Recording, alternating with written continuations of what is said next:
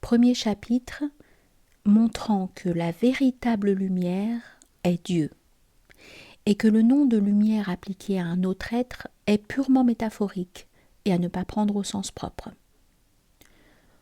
Pour le démontrer, il faut d'abord déterminer la signification du mot lumière, Nour, selon la première acception, celle qui a chez le commun des hommes, puis selon la deuxième acception, auprès de ceux qui ont des qualifications spirituelles particulières, et enfin selon la troisième acception, auprès de l'élite spirituelle. Il faudra ensuite déterminer la hiérarchie des lumières qui concerne cette élite spirituelle ainsi que leurs essences. Quand elles se manifesteront à leurs différents niveaux, il t'apparaîtra clairement alors que Dieu est la lumière suprême et ultime. Et quand leur nature profonde te sera dévoilée, il sera évident pour toi que lui seul, sans associé, est la lumière réelle et véritable. En ce qui concerne la première acception chez le commun des hommes, le mot lumière renvoie à l'apparition. Mais l'apparition est un phénomène relatif. Il est incontestable qu'une même chose peut apparaître à un homme et rester cachée à un autre. Elle sera donc relativement apparente et relativement cachée. Son apparition sera nécessairement relative aux facultés de perception, et pour le vulgaire, les facultés de perception les plus puissantes et les plus nettes sont les sens, au nombre desquels le sens de la vue. Or, en relation avec le sens de la vue, les choses se divisent en trois catégories. Celles qui ne sont pas visibles par elles-mêmes, telles que les corps obscurs, celles qui sont visibles par elles-mêmes, mais qui ne rendent pas visibles les autres, telles que les corps luisants, comme les étoiles ou la braise qui ne flambe pas, et celles qui sont visibles par elles-mêmes et qui rendent également visibles les autres, telles que le soleil, la lune, la lampe et les feux qui flambent. C'est à cette troisième catégorie que l'on donne le nom de lumière. On l'appliquera également tantôt à ce qui est diffusé à partir des corps lumineux sur la surface des corps opaques, comme lorsqu'on dit que la terre est éclairée, que la lumière du soleil tombe sur la terre ou que celle de la lampe tombe sur le mur ou sur les vêtements, tantôt aux corps brillants eux-mêmes puisqu'ils sont lumineux également en eux-mêmes. En résumé, lumière désigne ce qui est visible par soi-même et ce qui rend visible autre chose, comme par exemple le soleil. Telle est sa définition et son sens propre, selon la première acception. Précision. La nature de la lumière et son intelligibilité consistent donc dans le fait d'être apparente pour la perception. Mais la perception est subordonnée à la fois à l'existence de la lumière et à celle de l'œil doué de la vue. La lumière est ce qui est apparent et qui fait apparaître. Cependant, pour les aveugles, aucune lumière n'est apparente, il ne fait rien apparaître. L'organisme vivant doué de la vue est donc un élément aussi nécessaire à la perception que la lumière apparente. Il l'emporte même sur elle, puisque cet organisme vivant doué de la vue est ce qui perçoit et que la perception s'opère par lui, alors que la lumière ne perçoit pas et que la perception ne s'opère pas par elle, mais plus exactement en sa présence. En conséquence, le nom de lumière mériterait davantage d'être appliqué à ce qui voit plutôt qu'à ce qui est vu. On emploie couramment du reste le mot lumière pour l'œil dans la perception visuelle. C'est ainsi que l'on dit à propos de la chauve-souris ou de l'homme atteint de châssis, la lumière de ses yeux est faible. Et pour l'aveugle, il a perdu la lumière de la vue. De même, l'on dit que la pupille concentre et renforce la lumière de la vision, et que les cils portés par les paupières ont été créés spécialement noirs par la sagesse divine, et tout autour de l'œil, pour concentrer la lumière de l'œil. Quant à la couleur blanche, elle disperse l'éclat de l'œil et affaiblit sa lumière. Si l'on fixe d'une façon prolongée un objet blanc et brillant, à plus forte raison, le soleil, la lumière de l'œil est éblouie et elle s'efface, comme s'efface le faible devant le fort. Ainsi comprends-tu que le sujet de la vision soit appelé lumière. Et sais-tu pourquoi? Et également pour quelle raison c'est à lui que ce nom convient le mieux? Telle est sa deuxième acception, selon laquelle l'entendent ceux qui ont des qualifications spirituelles particulières. Autre précision. Sache que la lumière de la vision externe est marquée par plusieurs imperfections. Elle voit les autres, mais ne se voit pas elle-même. Elle ne voit pas ce qui est trop éloigné d'elle.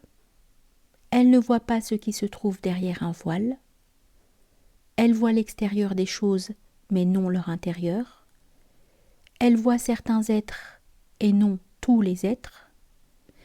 Elle voit ce qui est limité et ne voit pas ce qui est illimité. Dans l'acte même de la perception visuelle, elle se trompe souvent, croyant petit ce qui est grand, proche ce qui est éloigné, croyant en mouvement ce qui est immobile, ou l'inverse. Ce sont là 7 imperfections qui sont inséparables de l'œil externe. Si donc il existait un œil d'une autre sorte, exempt de tous ses défauts, ne mériterait-il pas mieux, vraiment, le nom de lumière? Or sache-le, il y a effectivement dans le cœur, qalb, de l'homme, un œil, ayn, qui possède cette sorte de perfection. On l'appelle tantôt intellect, aql, tantôt esprit, ruh, tantôt âme humaine, nafs insani. Laisse de côté la question de ces différentes dénominations qui font croire aux gens peu clairvoyants qu'elles s'appliquent à des réalités multiples. Nous n'entendons quant à nous ne désigner que ce qui distingue l'homme raisonnable de l'enfant à la mamelle, de la bête et du fou. Appelons-le donc intellect, suivant en cela l'usage courant. Nous disons donc que l'intellect mérite mieux que l'œil externe d'être appelé lumière, car il échappe par l'élévation de son rang aux 7 imperfections. En premier lieu, l'œil ne se voit pas lui-même, tandis que l'intellect perçoit les autres tout en se percevant lui-même dans ses diverses attributions. Et il se perçoit en effet connaissant et pouvant.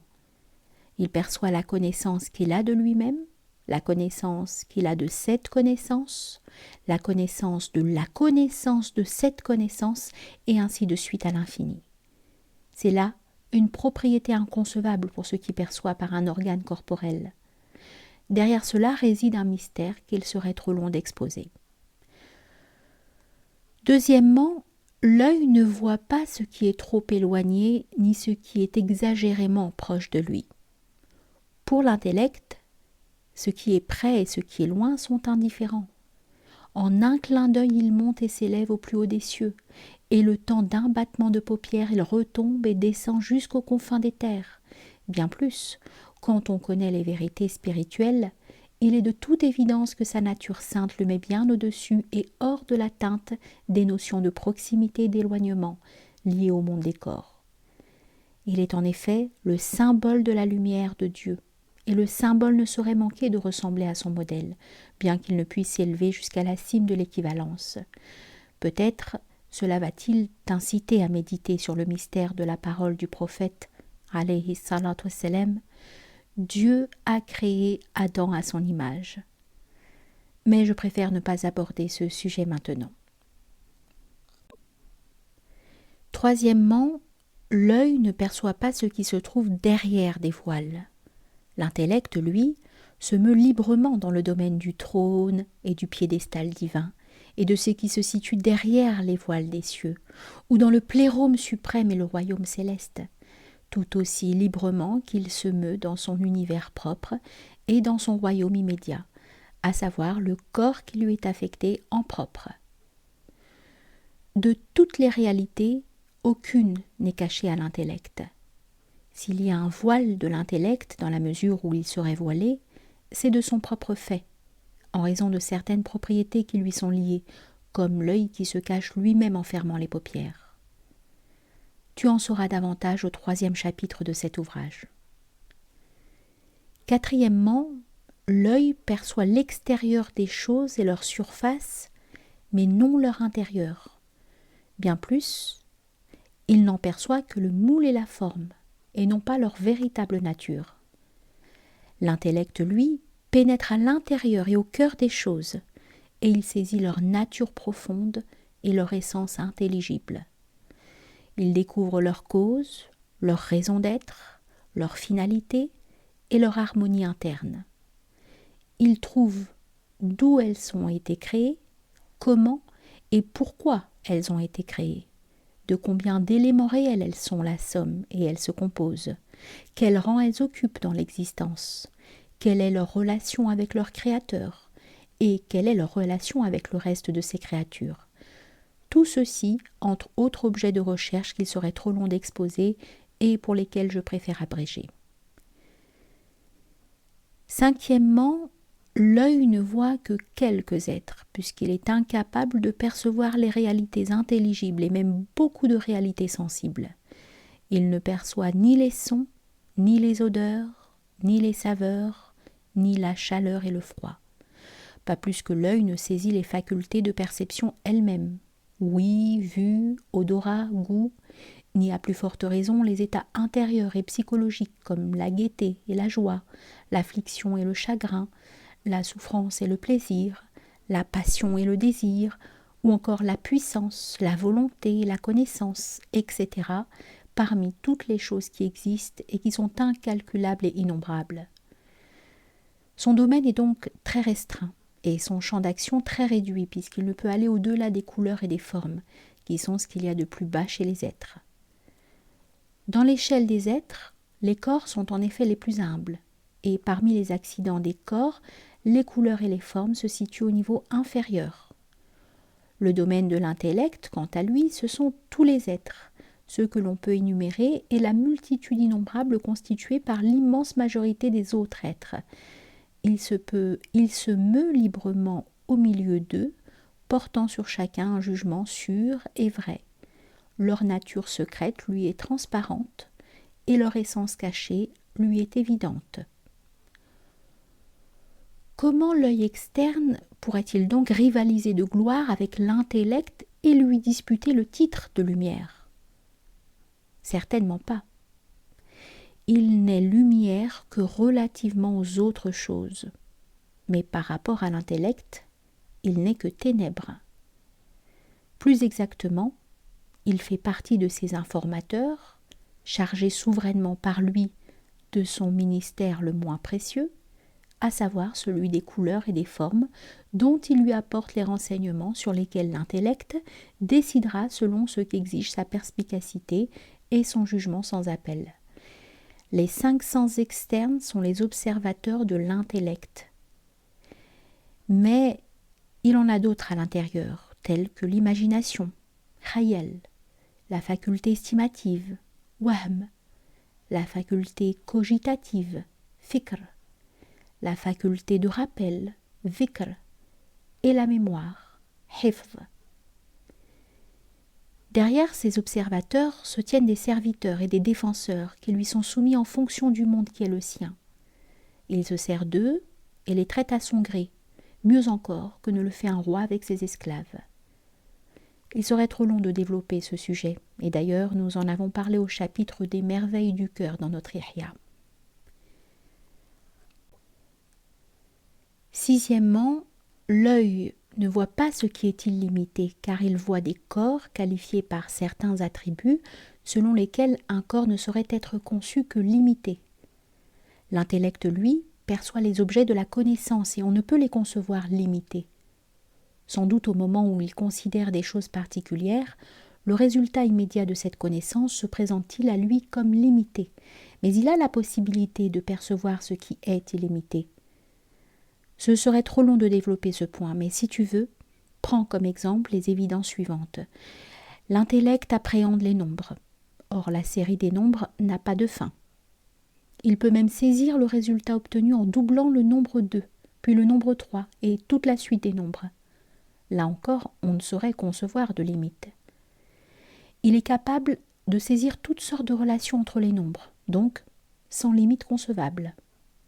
Mieux encore, il perçoit qu'il a connaissance d'une chose et qu'il a la connaissance de cette connaissance, puis la connaissance de cette connaissance, avec la possibilité de ne jamais s'arrêter, et ceci pour un seul et unique objet de connaissance.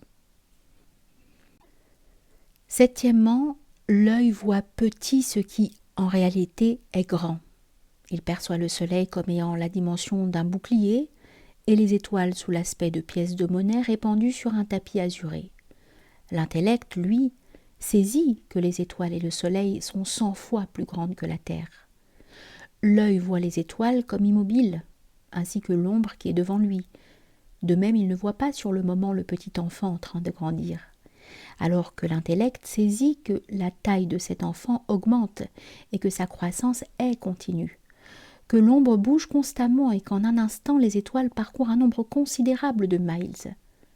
C'est ainsi que le prophète, ayant demandé à Gabriel si le soleil était passé au méridien et l'ange lui ayant répondu « Non et oui », l'interrogea « Comment se peut-il » Gabriel lui dit alors « Entre le moment où j'ai prononcé non et celui où j'ai prononcé oui, il a parcouru la distance de 500 ans. » Les erreurs commises par la vue sont multiples, et l'intellect y échappe.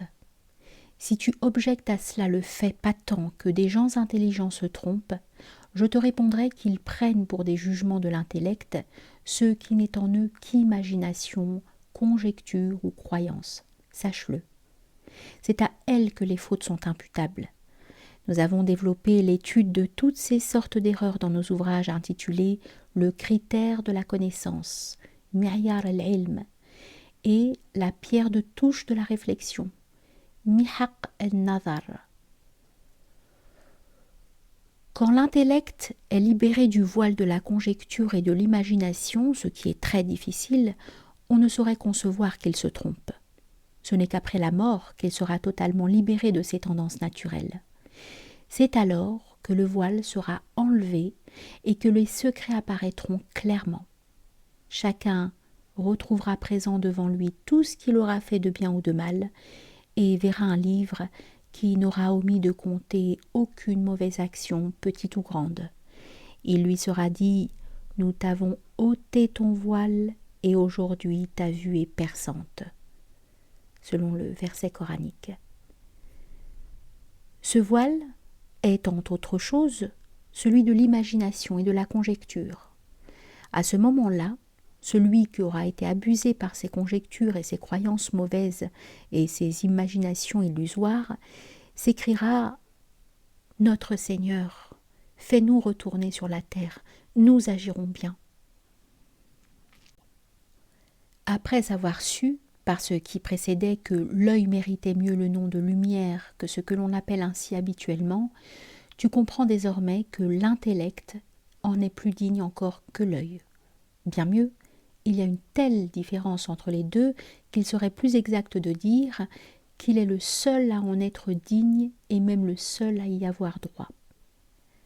Précision. Sache que s'il est bien vrai que les intellects voient les objets de leur vision, ne se trouvent pas tous en eux de la même façon. Certains sont en eux comme immédiatement présents.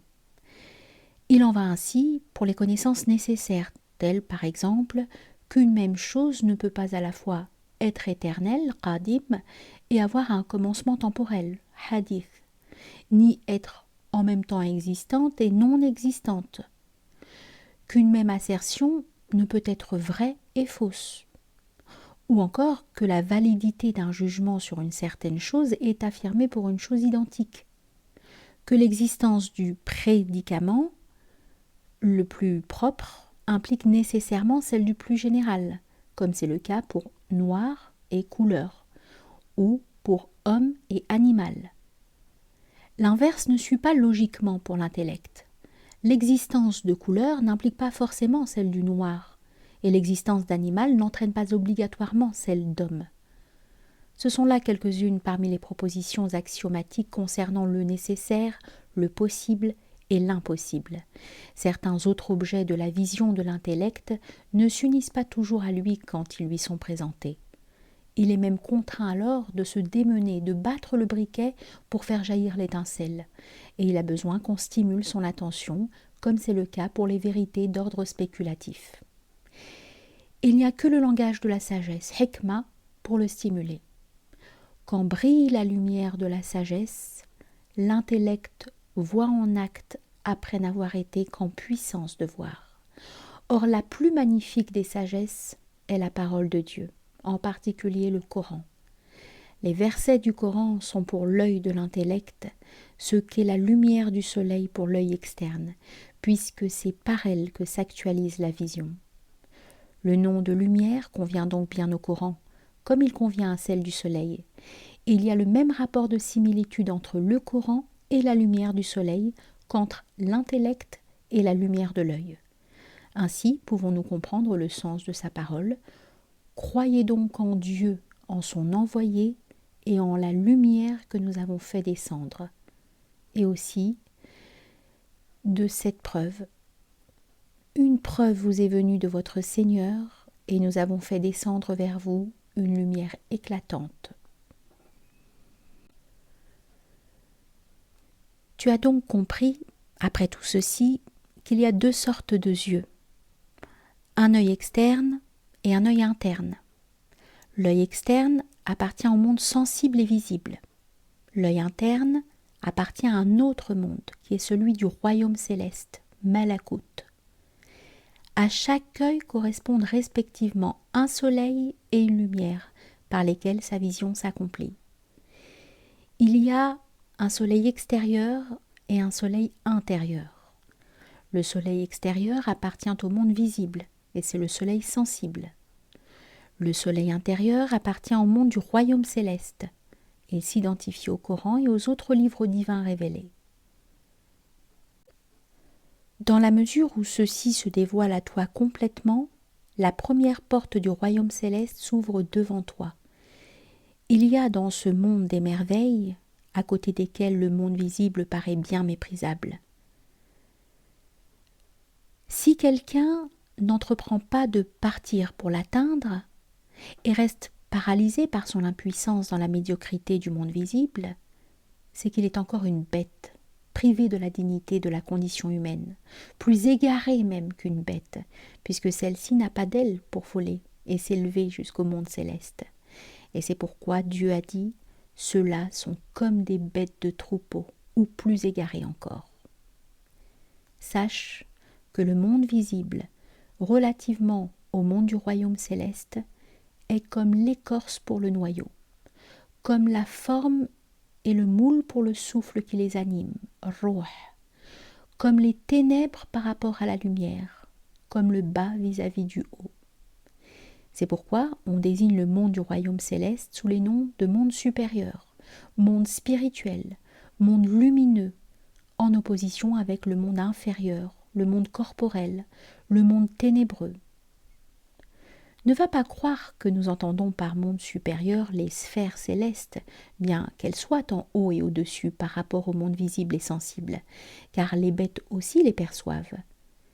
La porte du royaume ne sera pas ouverte à un homme, et il ne deviendra pas célestiel tant que pour lui la terre n'aura pas été remplacée par une autre terre et les cieux par d'autres cieux, comme le dit le Coran.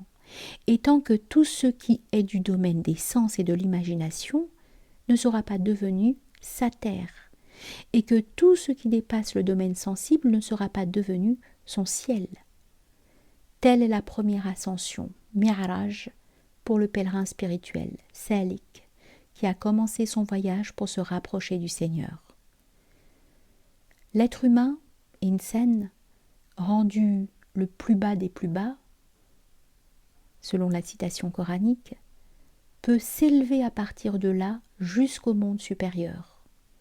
Les anges, Malaïka, qui se tiennent avec dévotion devant le Très Saint, font partie du royaume céleste, d'où ils dominent le monde inférieur. À ce sujet, le prophète, alayhi salatu wassalam, a dit « Dieu a créé les créatures en des ténèbres, puis il a répandu sur elles de sa lumière. Et Dieu a des anges qui connaissent les actions des hommes mieux qu'eux-mêmes. quand les prophètes arrivent au terme de leur ascension et qu'ils dominent de là le monde inférieur, en regardant de haut en bas, ils pénètrent aussi au fond du cœur des hommes et disposent entièrement de la connaissance de ce qui est caché, Raïb. En effet, celui qui se trouve dans le royaume céleste se trouve auprès de Dieu, qui détient les clés de ce qui est caché. Ceci signifie que c'est du royaume céleste que descendent les causes des êtres du monde visible, ce dernier étant comme une trace du monde supérieur, analogue à l'ombre par rapport à la personne, au fruit par rapport à ce qui le produit, ou à l'effet par rapport à la cause. Et les clés de la connaissance des effets ne se trouvent que dans celles des causes. C'est pourquoi le monde visible est un symbole du monde du royaume céleste, comme nous le préciserons plus loin en expliquant ce que sont le tabernacle, la lampe et l'arbre. L'effet ne saurait manquer de correspondre à la cause, et d'une certaine façon de lui ressembler plus ou moins.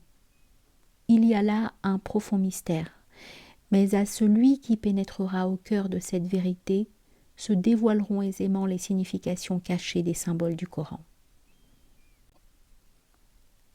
Nouvelle précision sur le sens du mot lumière.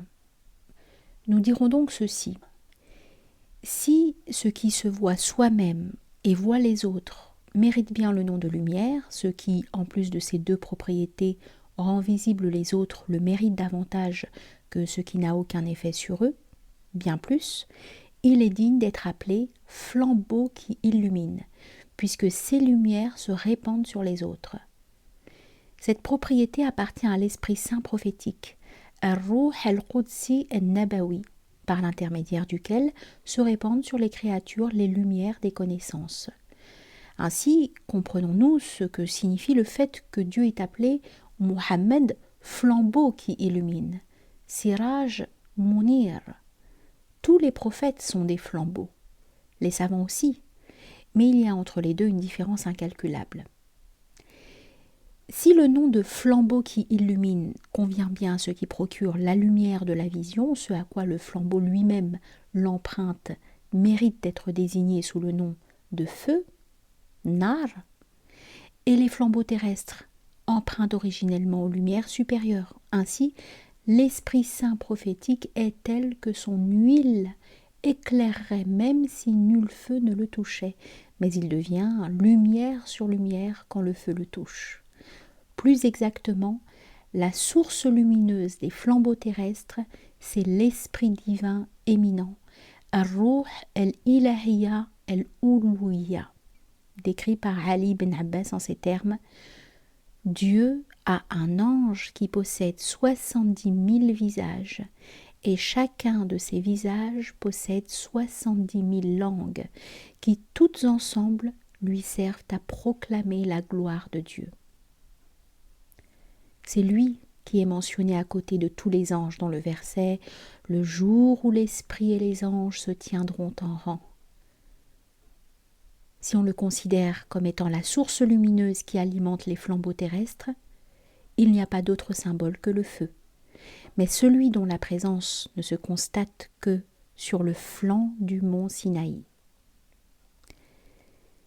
Les lumières célestes auxquelles s'alimentent les lumières terrestres s'ordonnent entre elles selon la façon dont elles puisent les unes aux autres, de telle sorte que la plus proche de la source première, mérite davantage le nom de lumière puisqu'elle occupe le degré le plus élevé.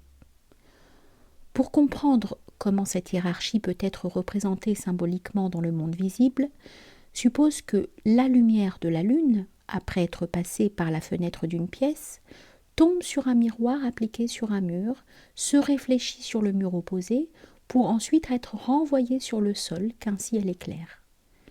Tu sais donc que la lumière du sol est due à celle du mur, que celle-ci est due à celle du miroir, et que la lumière du miroir est due à celle de la lune, laquelle est due à celle du soleil, puisque c'est lui qui éclaire la lune.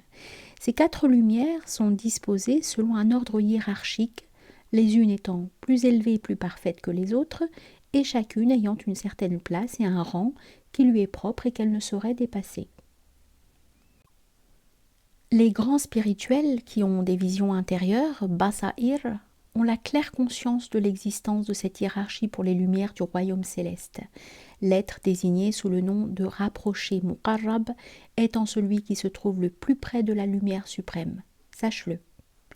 Il n'est donc pas invraisemblable que le rang d'Israfil soit supérieur à celui de Gabriel, ni que parmi ces êtres, les uns soient au sommet de la hiérarchie à cause de leur proximité de la présence du Seigneur, source de toutes les lumières, et que les autres soient en bas, avec une multitude innombrable de degrés existants entre les deux. Et l'on sait précisément qu'ils sont légions, et disposés selon un ordre conforme à leur place et à leur niveau, tels qu'ils se sont décrits eux-mêmes en disant « Nous sommes ceux qui sont disposés en rang, et nous sommes ceux qui proclament la gloire de Dieu. » Sache bien à présent que tu as compris que les lumières sont hiérarchisées, qu'elles ne s'enchaînent pas à l'infini, mais qu'elles remontent à une source première, qui est la lumière en elle-même et par elle-même. Elle ne reçoit pas la lumière d'un autre, mais c'est par elle que brillent toutes les autres lumières selon leur hiérarchie.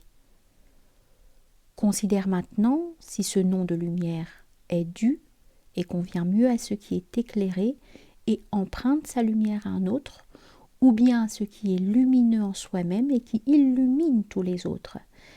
Je ne doute pas que la réalité soit évidente pour toi, et qu'ainsi tu es assuré que le nom de lumière revient de droit à la lumière ultime et suprême, au-dessus de laquelle nulle autre lumière n'existe, et qui est la source de celle qui descend sur les autres. Je n'hésite pas à dire que le terme de lumière appliqué à autre chose que la lumière principielle est pure métaphore, majaz. En effet, tout ce qui est autre qu'elle, considéré dans son essence et en tant qu'essence, n'a pas de lumière en propre. Bien plus, sa nature lumineuse est empruntée à un autre, et elle ne subsiste pas par elle-même, mais par un autre. Et la relation entre celui à qui on emprunte et celui qui emprunte est celle d'une pure métaphore. Considère ceci: celui qui emprunte des vêtements, un cheval, des étriers et une selle, et qui enfourche la monture sur laquelle l'installe celui qui lui prête tout cela, est-il riche en vérité ou métaphoriquement? Le riche est-il celui qui prête ou bien celui qui emprunte? Certainement pas ce dernier. Le riche est uniquement celui qui prête, car c'est de lui que vient le prêt ou le don, et c'est lui qui peut reprendre et enlever. Dans ces conditions, c'est la lumière véritable qui détient la création et l'ordre, al-khalq wal-amr, et c'est elle qui d'abord donne la lumière et qui ensuite la maintient en permanence. Personne donc ne partage avec elle la propriété de son nom dans son véritable sens et le droit de le porter, à moins que ce soit elle-même qui le désigne ainsi et lui donne ce nom par faveur de sa part, comme le maître qui, par faveur envers son esclave, lui donne des biens et le nomme maître à son tour. Mais la vérité étant claire pour le serviteur, il sait bien que lui-même et ses biens appartiennent exclusivement à son maître et qu'absolument personne n'en partage avec lui la propriété. Maintenant que tu as compris que la lumière peut être ramenée au fait d'apparaître, dhuhur, et à celui de faire apparaître, idhar, et ceci à différents niveaux, sache qu'il n'y a pas d'obscurité plus intense que l'occultation du non-être, Adam. Une chose est en effet appelée obscure parce qu'elle est impossible à voir, étant donné qu'elle ne parvient pas à exister pour celui qui est doté de la vue, bien qu'elle existe en elle-même. Comment alors, ce qui n'existe ni pour les autres ni pour soi-même, ne mériterait-il pas d'être considéré comme le comble de l'obscurité? On lui opposera l'existence, wujud, c'est-à-dire la lumière, puisque tant qu'une chose n'est pas apparente en elle-même, elle ne saurait être apparente aux autres. L'existence peut se diviser en deux sortes, celle qui appartient à l'être du fait de sa propre essence, dhat, et celle qui appartient à l'être du fait d'un autre. L'existence qui appartient à l'être du fait d'un autre est une existence empruntée, et il ne subsiste pas par lui-même. Bien mieux, si l'on considère son essence en tant que telle, elle est pur non-être. Il n'existe que par sa relation à un autre. Ce n'est pas une véritable existence, comme tu l'as compris par l'exemple précédent de l'emprunt des vêtements et de la richesse. L'être véritable, el-mawjoud al-haq, est Dieu, de même que la lumière véritable est Dieu. La vérité des vérités, haqiqat al-haqa'iq. À partir de là, les sages, harifoun, s'élèvent depuis le bas de l'existence métaphorique jusqu'à la cime de l'existence vraie. Alors, ils ont parfait leur ascension spirituelle et ils ont vu par la contemplation deux visus, el-mushahada, el-iyaniya, qu'il n'y a dans l'existence que Dieu et que toute chose est périssable sauf sa face, selon le verset coranique. Non pas que la chose devient périssable à un certain moment, mais au contraire qu'elle est périssable éternellement et perpétuellement, et qu'elle ne saurait être conçue qu'ainsi. En effet, toute chose autre que lui, considérée dans son essence et en tant que telle, est pur néant. Tandis que si l'on considère la face wajh par laquelle l'existence se communique à elle à partir de l'un vrai, on la voit comme existante, non pas dans son essence, mais par la face de son existenciateur, de sorte que l'existant est uniquement la face de Dieu.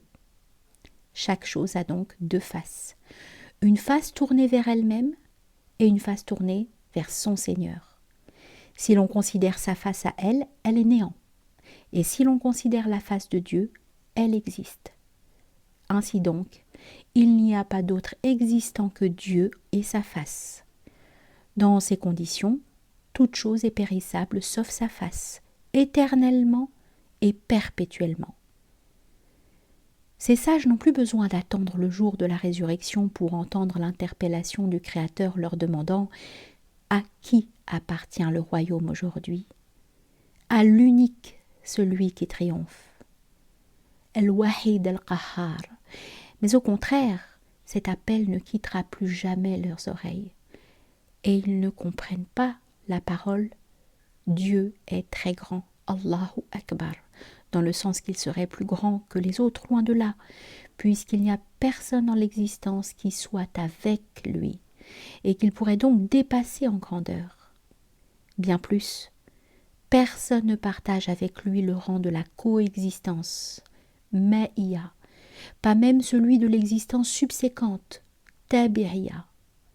Ou plutôt, personne d'autre que lui n'a d'existence si ce n'est par la face qui est tournée vers lui. Seule cette face existe, et serait donc absurde de dire qu'il est plus grand que sa face.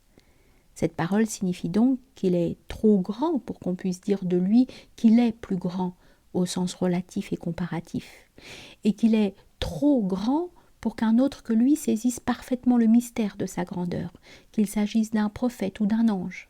Que dis-je ? Ne connaît Dieu parfaitement que Dieu. Tout être connu tombe en effet d'une certaine façon au pouvoir et sous l'emprise de celui qui le connaît. Et une telle chose est incompatible avec la majesté, Jalal, et la grandeur, Kibriya, divine. C'est là une vérité assurée, dont nous avons traité dans notre livre le but sublime du commentaire des noms divins. Les sages, après s'être élevés jusqu'au ciel de la vérité, sont d'accord sur le fait qu'ils n'ont vu dans l'existence que l'unique, le réel, el-haq. Mais pour les uns, cet état de conscience, hel, n'est qu'une connaissance apprise. Pour les autres, c'est une expérience intérieure personnelle, dhaouqi. La multiplicité est alors pour ces derniers entièrement supprimée et ils sont abîmés dans la pure unicité, fardaniya.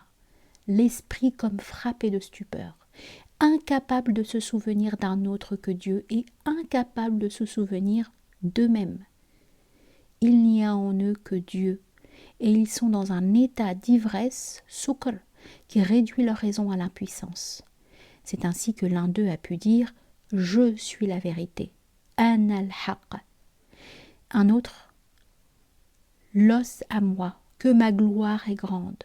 Et un troisième « Il n'y a sous ce manteau que Dieu ». Les paroles des passionnés de Dieu, dans cet état d'ivresse, sont à tenir secrètes et à ne pas répéter. Quand l'ivresse s'atténue et qu'il retombe sous le pouvoir de la raison, qui est la balance établie par Dieu sur la terre, ils savent bien que ça n'était pas une véritable identification, ittihad, mais une apparence d'identification. Il en est ainsi lorsque l'amant ardent s'écrie dans l'excès de sa passion « Je suis celui que j'aime et celui que j'aime est moi-même ». Il est très possible qu'un homme, mis soudain pour la première fois en présence d'un miroir, ne le voit pas et croit que la forme qu'il aperçoit est celle du miroir et ne fait qu'un avec lui. Il n'est pas invraisemblable non plus qu'en voyant du vin dans un verre, il prenne le vin pour la couleur du verre. Cela peut même lui servir d'excuse quand l'ivresse mystique est devenue chez lui habituelle et fermée, pour dire « le verre est tellement mince et le vin tellement clair qu'ils se confondent, qu'il y a un doute ». C'est comme s'il y avait du vin et pas de verre, et comme s'il y avait un verre et pas de vin. Il y a une différence entre dire « le vin est le verre » et dire « c'est comme si le vin était le verre ».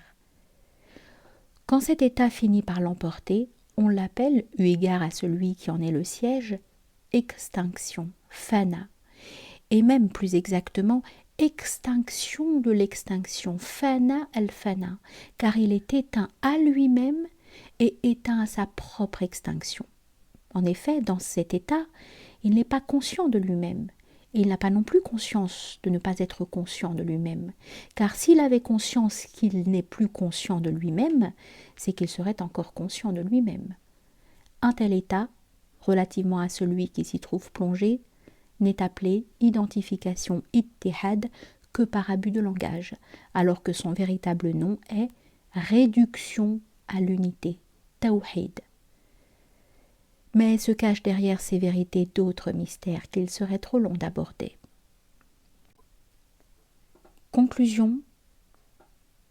Peut-être désires-tu savoir quel est le mode de relation existant entre sa lumière et les cieux et la terre, et comment il est en lui-même la lumière des cieux et de la terre. Cela ne devrait plus t'échapper maintenant que tu as compris qu'il est la lumière, qu'il n'y a pas d'autre lumière que lui, qu'il est toutes les lumières, qu'il est la lumière universelle. En effet, le mot lumière représente d'abord ce par quoi les choses se révèlent, puis à un niveau déjà plus élevé, ce par quoi et à quoi elles se révèlent, et à un niveau encore supérieur, ce par quoi, à quoi et à partir de quoi elles se révèlent. La lumière véritable étant celle par qui, à qui et à partir de qui les choses se révèlent, et au-dessus de qui il n'y a plus de lumière qui serait sa source et à laquelle elle puiserait. Elle possède cette source en elle-même, pour elle-même et d'elle-même, et non pas à partir d'un autre. Tu as su ensuite que ces attributs n'appartenaient qu'à lui-même, qu'à la lumière principielle. Puis, tu as eu à considérer que les cieux et la terre sont remplis de lumière, et ceci à deux niveaux. L'un relatif à la vision sensible, basar, l'autre relatif à la vision intérieure, basira, ou encore au sens de la vue et à l'intellect. En ce qui concerne la lumière relative à la vision sensible, ce sont les étoiles, le soleil et la lune que nous voyons dans les sphères célestes. Ce sont aussi les rayons qui s'étendent sur la terre à tout ce qui se trouve à la surface du sol, faisant apparaître, surtout au printemps, les couleurs dans leur variété. Ces rayons se répandent aussi en tout temps sur les animaux, sur les minéraux et toutes les espèces d'êtres. Sans eux, les couleurs ne se manifesteraient pas. Bien mieux, elles n'existeraient pas. De plus, toutes les formes et toutes les choses mesurables ne sont visibles que si leurs couleurs sont d'abord perçues. Sans le moyen des couleurs, leur perception est inconcevable. Quant aux lumières intelligibles et immatérielles, elles emplissent le monde supérieur, et ce sont les substances angéliques. Elles emplissent également le monde inférieur, et elles sont alors la vie pour le règne animal et la vie pour l'espèce humaine. Et c'est par la lumière humaine d'ici-bas que s'est manifesté l'ordre harmonieux du monde inférieur, de même que c'est par la lumière angélique que s'est manifesté l'ordre harmonieux du monde supérieur. Tel est le sens de ces paroles. C'est lui qui vous a constitué à partir de la terre et vous l'a fait peupler. Il fera d'eux ses représentants sur la terre. Et qui fait de vous des représentants pour la terre? Et je vais placer sur la terre un représentant, Khalifa. Tu as donc compris ensuite que l'univers est tout entier rempli par les lumières extérieures et visibles d'une part et les lumières intérieures et intelligibles d'autre part. Tu as su également que les lumières du monde inférieur émanent les unes des autres comme celles communiquées par un flambeau, le flambeau étant en l'occurrence l'Esprit Saint prophétique, et que les esprits saints prophétiques sont éclairés par les esprits du monde supérieur, comme le flambeau est allumé par le feu. Les lumières d'en haut s'alimentent à leur tour les unes aux autres, selon un ordre hiérarchique correspondant à leur rang. Enfin, toutes remontent à la lumière des lumières, qui est leur origine et leur source première, c'est-à-dire Dieu, exalté soit-il, seul, sans associé. Toutes les autres lumières sont donc métaphoriques. La seule lumière véritable est la sienne. Le tout est sa lumière, ou plutôt, il est le tout. Bien mieux, personne d'autre que lui n'a d'ipséité, ouhiya, si ce n'est par abus de langage. Nulle lumière donc, excepté sa lumière. Toutes les autres lumières sont telles par la face qui est vers lui, et non par elle-même. Tout ce qui a une face est dirigé vers lui et tourné vers lui. Et quelque part que vous vous tourniez, là est la face de Dieu, selon le verset coranique. Nulle divinité donc, excepté lui. En effet, le mot divinité, ilah, représente ce vers quoi la face se tourne en adoration et en dévotion. Et j'entends par là les faces des cœurs, wujuh al-qulub, qui sont les lumières dont il s'agit. Bien mieux, de même qu'il n'y a nulle divinité si ce n'est lui, il n'y a nul lui si ce n'est lui. La huwa illa huwa. Car le mot lui représente tout ce que l'on désigne d'une manière ou d'une autre, et nul autre que lui n'est désigné. Plus exactement encore, tout ce que tu désignes est en réalité une désignation dont il est l'objet, même si tu n'en as pas conscience, parce que la vérité des vérités que nous avons mentionnées t'échappe. Désigner la lumière du soleil, ce n'est pas autre chose que désigner le soleil. La relation entre tout ce qui existe et lui est analogue, dans le monde sensible, à la relation entre la lumière et le soleil. Dans ces conditions, la profession de foi en l'unicité divine, tawhid sous la forme nulle divinité excepté Dieu, est celle du commun des croyants, awam, et nul lui excepté lui est la profession de foi de ceux qui ont la vocation spirituelle, khawas. Elle est en effet pour eux plus parfaite et plus appropriée, et en même temps plus universelle, plus vraie, plus exacte et plus apte à les faire pénétrer dans la singularité absolue et l'unicité pure. Le terme de l'ascension des créatures est précisément la singularité divine, fardaniya, et il n'y a pas d'autre degré à atteindre au-delà, car la progression d'un degré à l'autre n'est concevable que s'il y a multiplicité. Il y a là une certaine relation supposant nécessairement un point de départ et un point d'arrivée vers lequel on s'élève. Quand la multiplicité disparaît, l'unité est réalisée. Les relations sont supprimées. Les désignations tombent, et il n'y a plus ni haut, ni bas, ni personne qui descend ou qui monte. Toute progression et toute ascension sont devenues impossibles. Au-delà du suprême, il n'y a plus de sommet. Avec l'unité, il n'y a plus de multiplicité. Et avec la cessation de la multiplicité, il n'y a plus d'ascension. S'il y a changement d'état, il ne peut s'agir alors que de la descente vers le ciel de ce bas monde, c'est-à-dire par une vision qui domine d'en haut ce qui se trouve en bas, car s'il n'y a pas de réalité plus élevée que la réalité suprême, la réalité inférieure lui appartient cependant.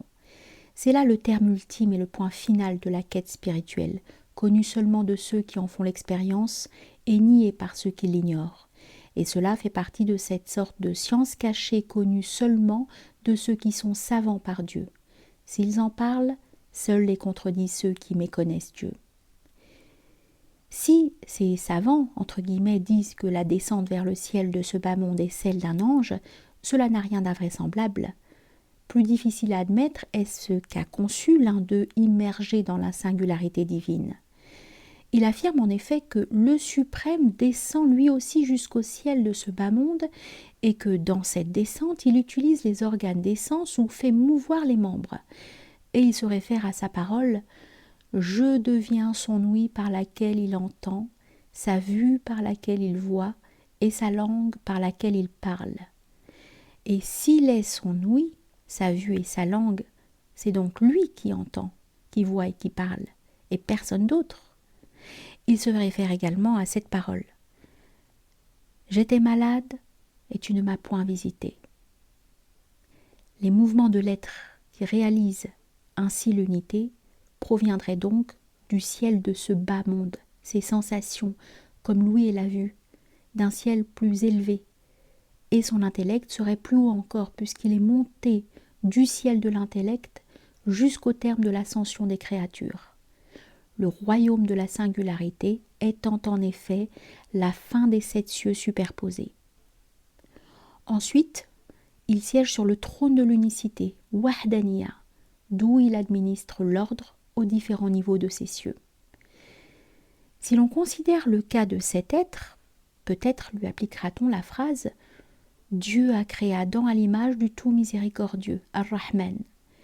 Mais si l'on réfléchit davantage, on saura que tout cela peut être interprété, de la même manière que les paroles de ceux qui ont dit « Je suis la vérité » ou « L'os à moi », et même comme la parole divine adressée à Moïse « J'étais malade et tu ne m'as point visité », et celle-là « Je suis son ouïe, sa vue et sa langue ». Mais il est temps, à mon avis, de reprendre notre démonstration, car sans doute trouverais-tu excessif que je développe davantage les considérations précédentes, et ne tiens-tu pas à t'élever à de telles cimes en tendant plutôt te maintenir à un niveau plus accessible. Pour te venir en aide, je vais donc te tenir des propos plus faciles à comprendre et mieux adaptés à tes modestes dispositions. Sache donc que c'est par l'analogie existant avec la lumière extérieure et visible que tu comprendras le fait que Dieu est la lumière des cieux et de la terre. Quand tu aperçois par exemple les fleurs et la verdure du printemps à la clarté du jour, tu ne doutes pas de ta vision des couleurs.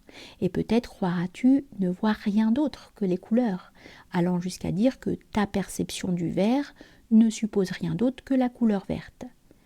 Certains s'obstinent et prétendent que la lumière n'a pas de réalité, et que les couleurs ne supposent rien d'autre qu'elles-mêmes. Ils nient ainsi l'existence de la lumière alors qu'elle fait apparaître les choses. Et comment n'en serait-il pas ainsi, puisque c'est grâce à elle que les choses se manifestent, qu'elle est visible en elle-même, et que par elle les autres choses sont visibles, comme il a été dit au début. Mais quand le soleil se couche et que l'ombre tombe après la disparition du luminaire céleste, ils perçoivent une différence incontestable entre l'objet dans l'ombre et le même objet dans la clarté du jour.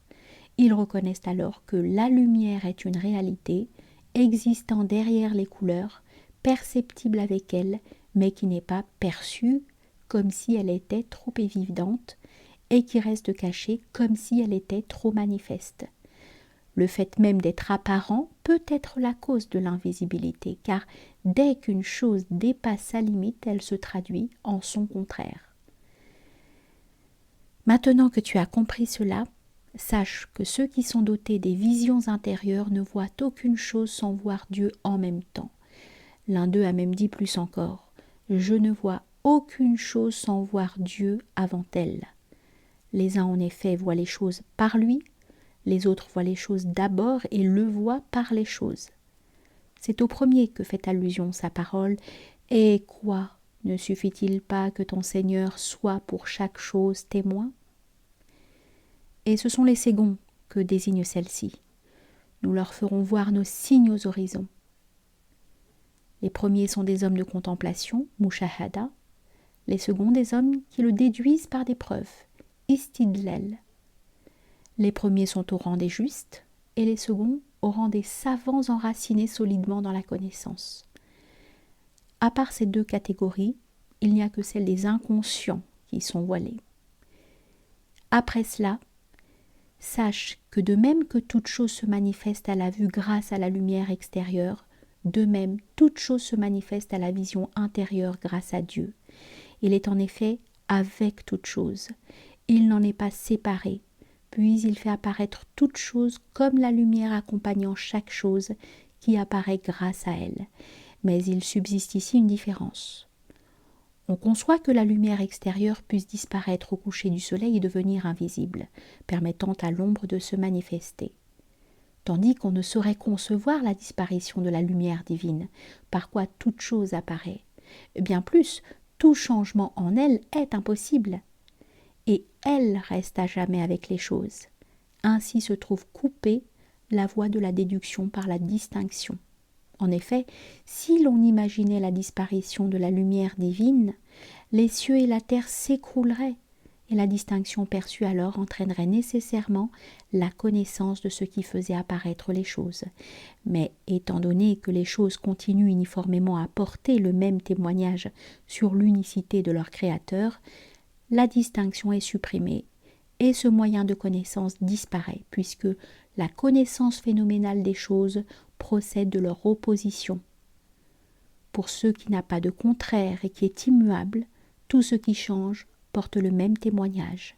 Il n'y a donc rien d'étonnant à ce qu'il soit caché et que son invisibilité soit due à la force même de son évidence, et que si on l'ignore, ce soit à cause de l'éclat même de sa clarté.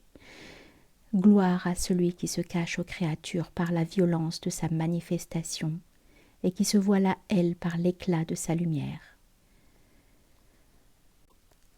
Certains esprits bornés pourraient ne pas parfaitement comprendre ces paroles et entendre notre phrase « Dieu est avec toute chose comme la lumière accompagnant les choses » au sens de « il est partout ».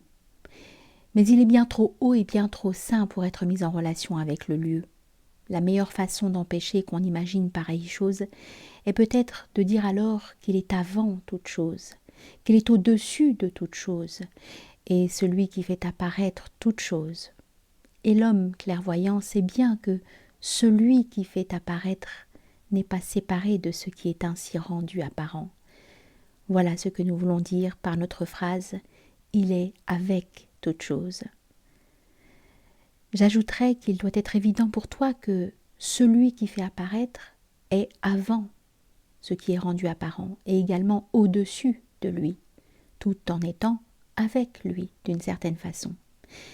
Il est à la fois avec lui et avant lui d'une autre façon. Et ne crois pas que ce soit contradictoire. Prends un exemple tiré du monde sensible dont la connaissance est à ta portée et considère comment le mouvement de la main accompagne l'ombre qu'elle projette tout en la précédant, que ceux qui sont incapables de comprendre cela renoncent à ce genre de connaissance, car pour chaque science, il y a des hommes particuliers, et chacun a des facilités pour ce en vue de quoi il a été créé.